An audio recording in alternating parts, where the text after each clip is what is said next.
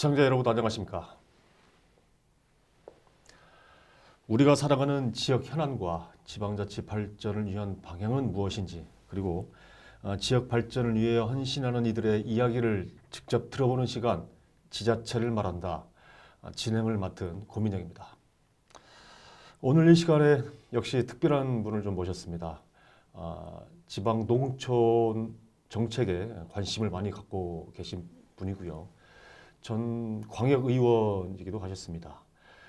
장수군에 계시는 양성빈 지방의정 활동연구소장을 모셨습니다. 안녕하십니까? 네, 반갑습니다. 네네.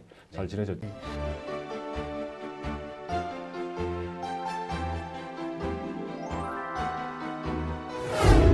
네, 네네. 잘 지내고 있습니다. 예. 네. 예, 먼저 우리 JJC 시청자 여러분하고 전라북도민 그리고 장수군민 여러분께 인사 말씀 좀 부탁 좀 드리겠습니다. 네, 먼저 지방자치 TV 시청자 여러분 반갑습니다. 장수군 전 도의원 양성빈입니다. 인사드리겠습니다. 네, 오래간만에 TV 앞에 이렇게 서니까 긴장도 많이 되고 좀 어색하지만 그래도 또 여러분들 뵌다는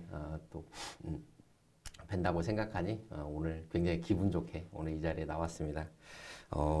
제가 오늘 인터뷰를 통해서 시청자 여러분들과 좀 더 소통할 수 있는 기회, 좀 더 가까워질 수 있는 기회 가지도록 그렇게 노력하겠습니다. 고맙습니다. 네, 고맙습니다.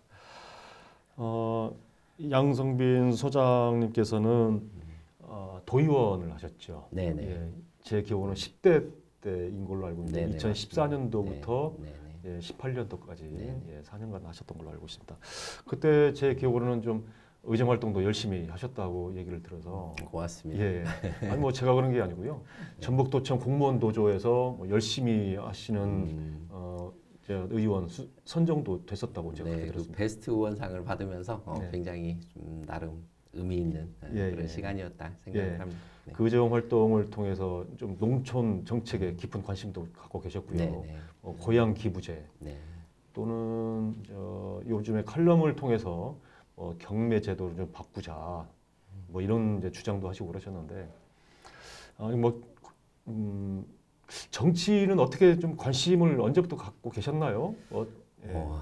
네, 정치에 관심을 어떻게 가졌냐 또 여쭤보니까 네네. 좀 옛날 생각이 나네요. 예, 그러신가요? 제가 정치에 관심을 가지게 된 게 아주 좀 우연한 계기였어요.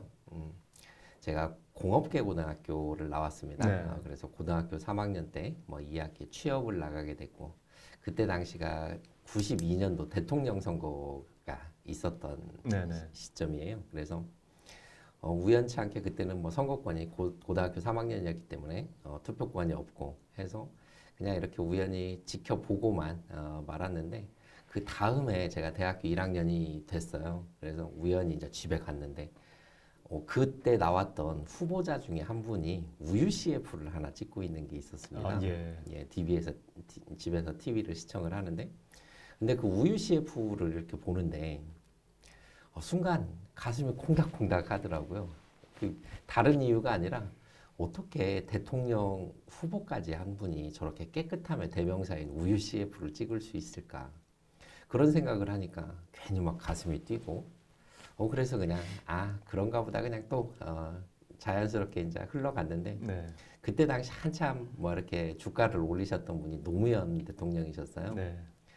실업계 고등학교 거기는 상업계 고등학교를 나오셨죠. 실업계 고등학교 또 이제 변호사 시험을 합격을 네. 하시고 인권 변호사 네. 그다음에 국회의원이 되시고 뭐 청문회 스타가 되는 그런 네. 과정들 그냥 억지로 끼워 맞추기는 아니었는지 싶은데 나도 실업계 고등학교 그러면 나도 변호사 시험을 한번 사법고시를 한번 봐야지 네. 막 그런 생각이 들었고 또 인권 변호사를 한번 해보고 싶다 그런 생각이 들었습니다. 그래서 정치에 대한 그런 관심을 그렇게 조금씩 가지다 보니까 진짜 하나씩 좀 이렇게 도전해보고 싶더라고요. 그래서 과감하게 디자인 학과를 다니고 있었는데 거기 좀 정리를 잘 하고 법대를 다시 편입하게 됐죠.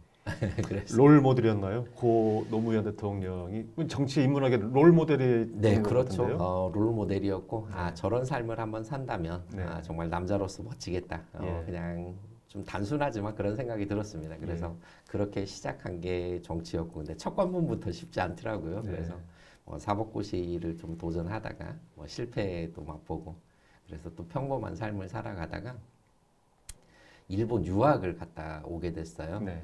그래서 다녀와서 보니 지방자치가 굉장히 활성화가 돼 있더라고요. 네. 그러면서 군수님도 계시고 도의원님도 계시고 시군 의원님들, 우리 이제 장수 같은 경우는 군의원님들이 계신데 저걸 보면서 지방자치, 지방정치도 또 하나의 영역이겠구나.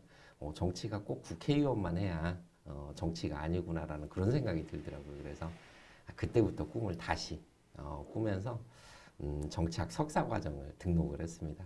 그래서 정치학 석사과정을 등록하는 중에 이제 제가 모셨던 국회의원님의 좀 제안을 받고 이제 같이 활동을 하다가 국회 와서 비서관으로 이제 처음 시작을 하게 된 거죠. 그래서 비서관을 갔다 와서 도의원에 도전을 했고, 그게 또 마침 정말 제가 운이 참 좋은 사람인 것 같아요. 우리 지역 주민들이 인지도도 전혀 없는 상황에서 이렇게 출마를 했는데도 불구하고 저를 선택을 해주셨고, 이제 그런 힘으로 도의원 하면서 좀 더 열심히 노력하려고 했던 것 같습니다. 그래서 지금까지 오는 과정 중에 그때 그 시기가 가장 즐겁고 도의원 했던 시절이 그래서 더 큰 꿈을 좀 가지고 도전을 했던 거였죠. 앞으로도 계속 그러면 정치를 계속 하실 생각이신 거죠? 네, 저는 제가 어려서부터 꿈꿔왔던 이 정치를 저의 숙명으로 받아들이고 앞으로도 우리 주민들과 함께하는 그런 정치인으로 좀 살아가고자 합니다. 네. 과연 양 소장님의 정치 철학은 무엇일까요? 그러면 저는 보통 다른 분들께 네. 저의 정치적 신념을 얘기를 하면 물론 한자가 맞지는 않습니다. 보통은 정치가 한자로 다스릴 정자에 다스릴 치자를 쓰거든요. 네.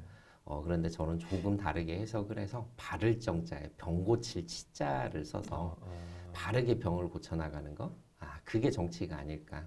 그래서 저는 그걸 위해서 항상 제 슬로건으로 양성빈의 정치는 땀입니다. 바르게 병을 고쳐나가기 위해서 좀 땀을 흘려나가야 된다. 저는 그런 마음으로 정치에 임하고 있고요. 그래서 좀 자주 소통하는 편이고 소통을 위해서 노력하고 있는 편입니다. 나쁜 것들을 고쳐보자. 네, 맞습니다. 네. 그런 이제 모토를 갖고 계시는군요. 자, 그 소장님께서는 농업 발전에 관심을 좀 많이 갖고 계신 걸로 알고 있어요. 네네. 최근에는 경매 제도를 좀 바꿔야 된다라는 말씀을 좀 하셨는데 어떤 내용인지 한번 들어봐도 될까요? 경매제에 대한 그런 폐해들을 얘기를 했지만 우리나라가 경매제를 시행한 게 지금으로부터 한 35년 전입니다. 그래서 경매제를 시행을 하다 보면 우리 농민들이 생산을 열심히 해도 아무리 좋은 물건이어도 자기가 그 가격을 산정하지 못한다라는 거예요. 네. 유통상의 문제점을 그렇죠. 말씀하시는 건가요? 네네. 네. 그래서 농사를 짓고 그 도매시장에 나가게 되면 그 경매사들에 의해서 그 법인들에 의해서 가격이 다 결정되어 버려진다라는 거죠. 그래서 같은 농민이 같은 물건을 다른 시장에다 내면 그 가격 차이가 상대적으로 굉장히 많이 차이가 납니다. 심지어는 4배까지 차이가 나는, 5배까지가 차이가 나는 그런 일들이 비일비재합니다. 그 이유가 뭘까 가만히 고민해 보면 농민들이 그 가격을 결정하지 못한다라는 거예요. 그래서 저는 경매제도도 물론 거기에 장점은 있을 거라고 생각을 합니다. 그래서 경매제와 시장 도매인제를 좀 같이 이렇게 같이 병행을 해야 된다. 그래서 지금 현재 서울의 강서시장이 시장 도매인제를 병행을 하고 있는데 그런 제도들을 아직까지 뭐가 좋다, 뭐가 나쁘다 그렇게 얘기를 단정지어서 하기는 어렵습니다. 그래서 좀 병행하면서 우리 농민들이 제값받는 농산물, 제값받는 농업을 만들기 위한 하나의 방안으로 제시를 한 거고요. 거기에 여러 가지 시행착오는 있을 걸로 생각을 하지만 분명한 건 내가 키운 농산물 그 가격은 농민이 결정을 해야 된다. 거기에 저는 강조를 좀 하고 싶습니다. 네. 많은 외국인들이 우리나라에 와서 놀라는 것들 중에 하나가 농산품 가격이 비싸다, 채소 가격이 비싸다 그런 말씀을 많이들 하시거든요. 그러니까 뭐 배추나 상추나 뭐 이런 농산물들, 사과나 이런 농산물들의 가격이 너무 높다는 거예요. 네네. 그래서 그분들이 많이 놀라시고 이제 그런 것들도 저도 여러 번 접하기도 했는데 뭐 농산품의 유통 과정이 문제가 있다는 건 뭐 하루 이틀 만의 문제가 아니죠. 예. 그래서 가격의 등락폭이 아무리 뭐 좀 높아도 높거나 낮거나 해도 농사를 짓는 농민들의 호주머니가 그렇게 넉넉지가 못하게 된다는 말은 예예 맞습니다. 일리가 있고요. 공감되는 말입니다. 그래서 이제 병행을 해 보자. 예, 네, 그런 말씀이시고 그렇게 좀 이해를 하도록 하겠습니다. 자, 그러면 이제 전북 발전과 우리 장수군 쪽 예, 농업 발전을 좀 이 안 되는 이유, 저해되는 이유가 있을까요? 네, 결국은 인구의 이동이 네. 가장 큰 문제였는데 그게 국가 전략적으로 너무 경제 산업에만 치중을 하다 보니 인구가 전체적으로 이동이 된 거죠. 그래서 인구가 이동되다 보니 양적, 질적 감소가 생겼습니다. 양적, 질적 감소가 생기다 보니 우리 농촌 지역이 경제가 무너질 수밖에 없었던 거죠. 양적으로도 줄고 질적으로도 줄었기 때문에 그게 이제 결국은 인구가 줄고 고령화되었다라는 그런 얘기인데요. 실질적으로 농사를 지을 수 있는 사람들이 절대적으로 부족하다. 이제 그런 측면들이 우리 지금 전라북도 사회가 그다음에 저희 장수군이 힘든 부분이기도 하고요. 근데 이제 본질적으로는 인구 감소를 지금 말씀하시고 계십니다. 네. 근데 이 인구 감소는 아까도 말씀을 하셨지만 우리 전라북도뿐만이 아니고 우리나라뿐만이 아니고 이건 세계의 문제이면서 이제 이건 어떻게 풀어야 될 것인가 각 정부가 고민을 하고 있죠. 네.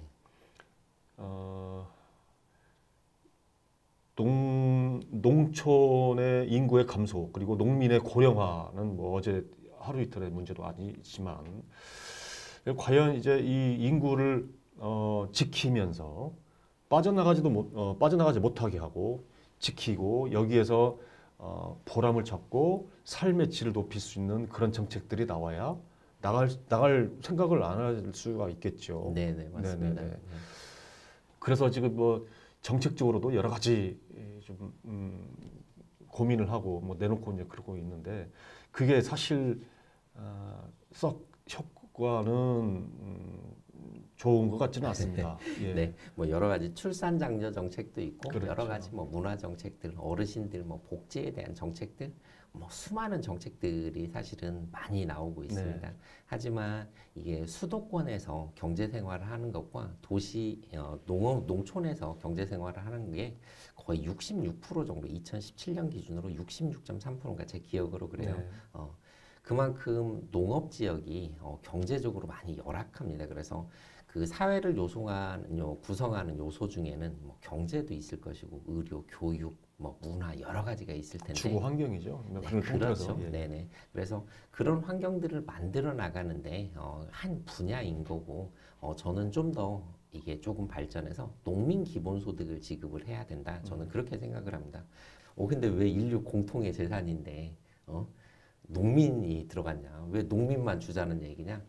농민만 주자는 얘기는 아니고 농업을 먼저 좀 농민들을 좀 시작을 해야 된다. 우선적으로 해보자. 그렇죠. 우선적으로 해야 된다라는 거고 결국은 농업 기본소득이 지급돼야 되는 이유는 여러 가지가 있을 겁니다. 물론 식량에 대한 그런 부분들도 물론 있고 하지만 농업이 지켜지지 않았을 때 그 폐해를 생각해 본다면 전 국가적으로 좀 고민을 해야 되는 문제인 거죠. 그래서 지금 현재 이 상황으로는 절대 곤란하다. 뭐 예산이 투입이 안 돼서가 아니라 그게 효율적이지 못했고, 자 효율적인 방법을 찾아내는 게 현재는 중요한데 그 중에 하나가 농업 기본소득이 농민 기본소득이 아닐까 저는 그렇게 생각을 하고 있습니다.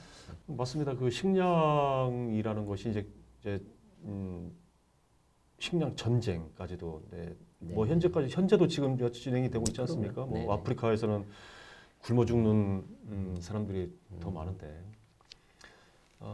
그런 면을 지금 지적하시는 분들이 굉장히 많고 있어요. 점점 더 많아질 거라고 생각하고 있는데 거기에 대한 인식이 좀 더 바뀌어야 될 것 같고 네.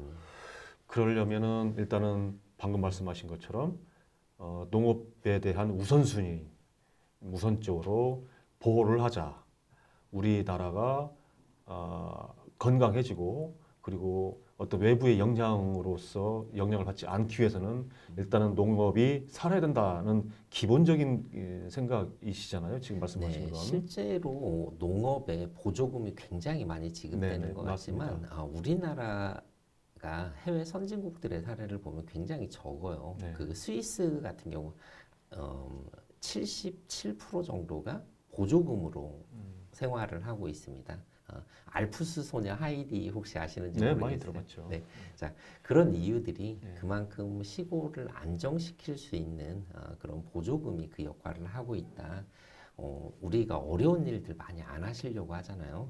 농업 사실은 몸으로 해야 되기 때문에 많이 힘들거든요. 물론 기계화가 많이 돼 있다고 하더라도 그래도 아직 가장 육체적으로 많이 해야 되는 게 농업의 일이거든요. 그래서 그런 부분들을 감안을 했을 때 농업 기본소득이 필요하다 저는 그렇게 생각을 하고 물론 여러 가지 병행돼야 되는 건 사실이고요. 출산장려금도 필요한 거고 다른 기타 복지 정책들도 필요하고 기타 SOC도 필요하겠죠. 하지만 그 예산을 조금 더 효율적으로 쓰기 위해서 필요하다라는 거고요. 그런 것들을 좀 누군가 좀 고민해보고 좀 다음 기초자치단체장이나 광역자치단체장, 국가 차원에서 충분히 검토해야 될 문제라고 생각을 합니다. 네. 그런 의미에서 지방 분권에서도 좀 관심을 갖고 계시는 네네. 걸로 알고 있어요. 어떻습니까? 지방 분권이라는 말에 대해서는?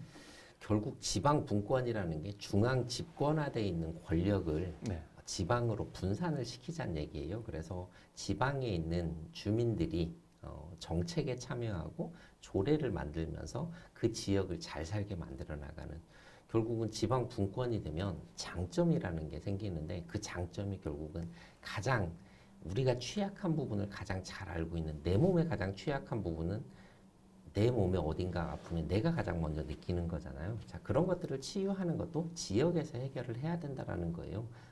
하지만 지방 분권이 그냥 행정구역상 이렇게 딱 땅을 여기까지는 장수군, 여기까지는 진안군, 여기까지는 무주군 해서 나눈다고 해서 그게 지방 분권이 되는 게 아니고 실질적으로는 재정 분권이 가장 첫 번째라고 생각을 합니다. 하지만 우리가 지금 지방자치를 시행한 지가 벌써 30년이에요. 자, 이번에 작년에 지방자치법도 개정이 되고 했지만 네. 우리나라 세금 구조에 대해서 혹시 사회자님 알고 계신지 모르겠는데 실제로 쓰여지는 건 지방이 60%를 정도를 사용을 하고 국가가 40% 정도를 사용을 합니다. 네네. 근데 국세가 80%이고 지방세가 20% 정도 돼요. 자, 중앙 집권화된 권력이 아직도 지방으로 이양되지 않았다라는 거예요. 그냥 행정구역만 나누고 지방자치를 지금 하고 있는 건데 그래서 제대로 된 지방 분권이 되려면 재정 분권이 필요하다라는 얘기고요. 그래서 국세 지방으로 이전해야죠. 자, 그게 첫 번째일 것 같고, 자, 최근에 나온 민주당에서 얘기한 메가시티라는 얘기 들어보셨을 거예요. 네, 네. 자, 각 도시의 장점들을 결합시켜서 새로운 생산 구조를 만들어내서 그 지역을 살려보자. 그래서 문재인 정부 취임할 때 우리가 연방제에 준하는 지방 분권을 실현하겠다 그런 얘기를 했잖아요.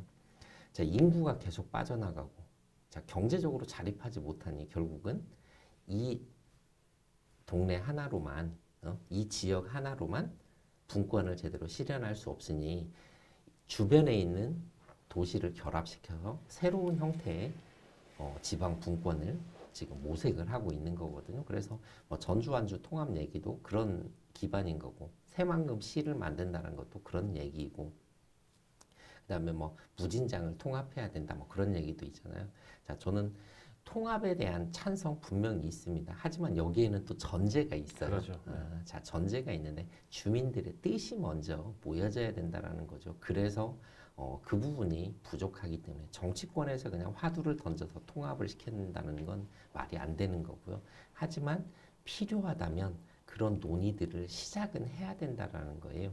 그래서 아까 얘기했던 지방 분권이 재정 분권이 첫 번째이고 그다음에 재정 분권을 통해서도 만약에 안 된다면 통합에 대한 논의, 메가시티를 만들어 나가는 방법들을 고민하고 서로 경쟁력 있는 그런 자치단체를 만들어 가야 된다라는 거죠. 그래서 그 두 가지가 좀 필요하지 않겠나 그런 생각을 해봅니다.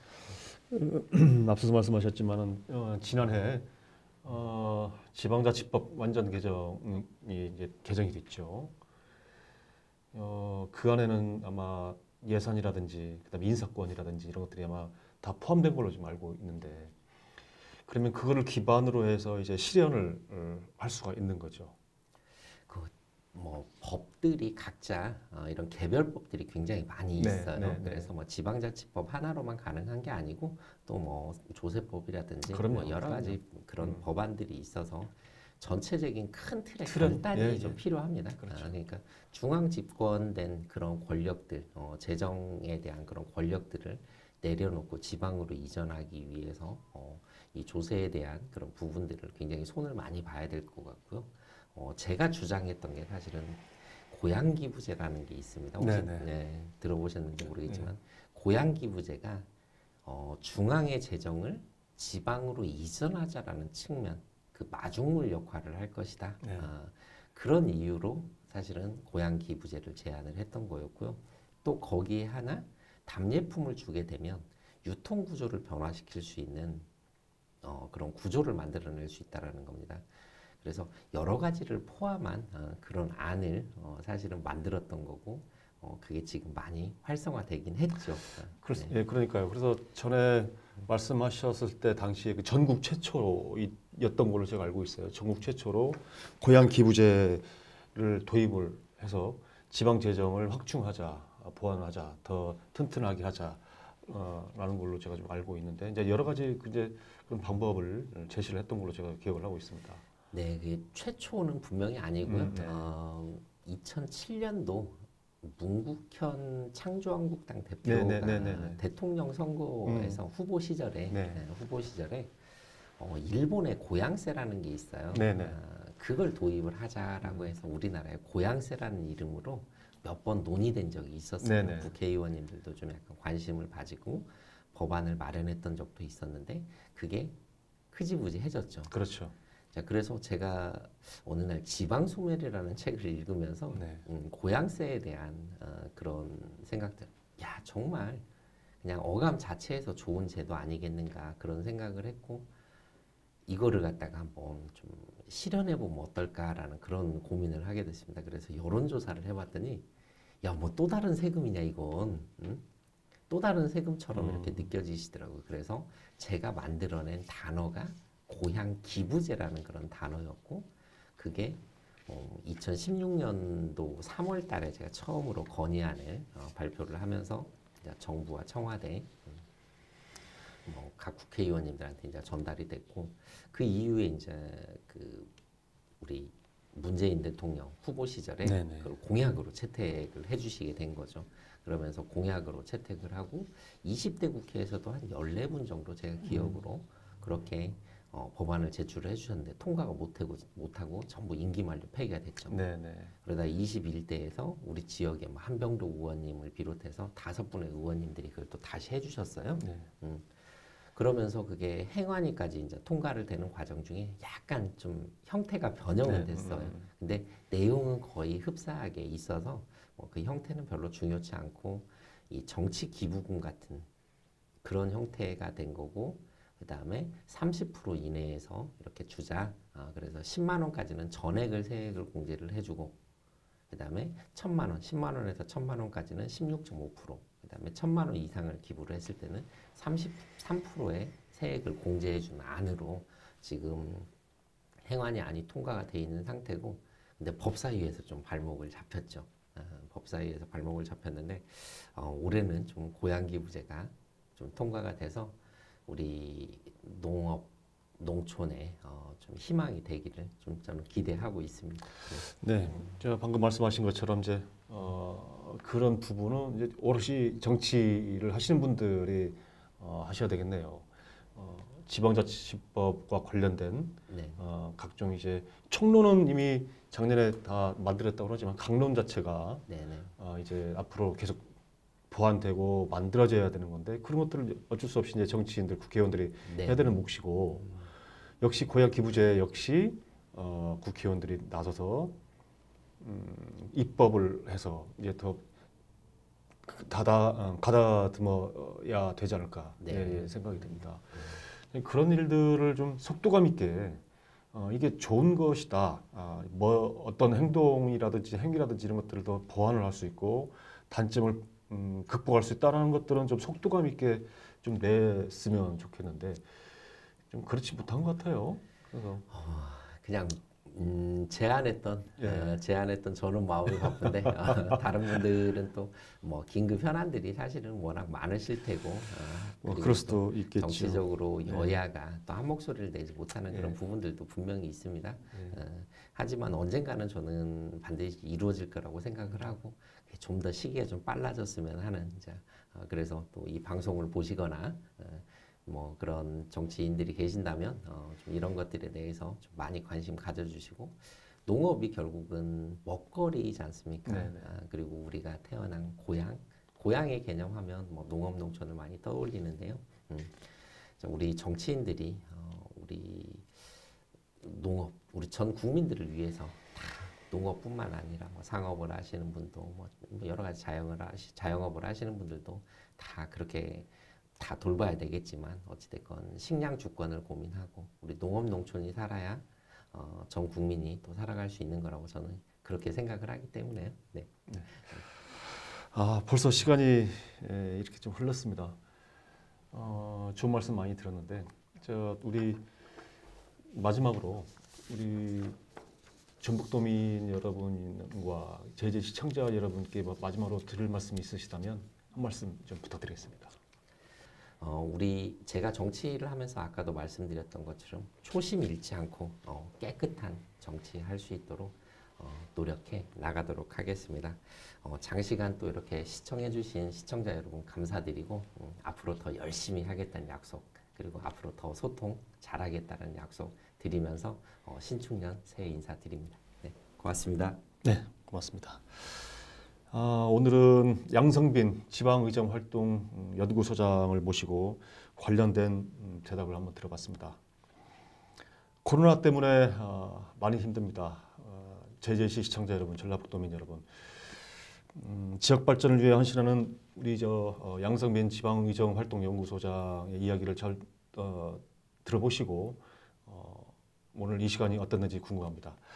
저희는 다음에 또 다른 귀한 분을 모시고 좋은 시간을 만들어 보도록 하겠습니다. 오늘은 여기까지입니다. 고맙습니다. 감사합니다. 네.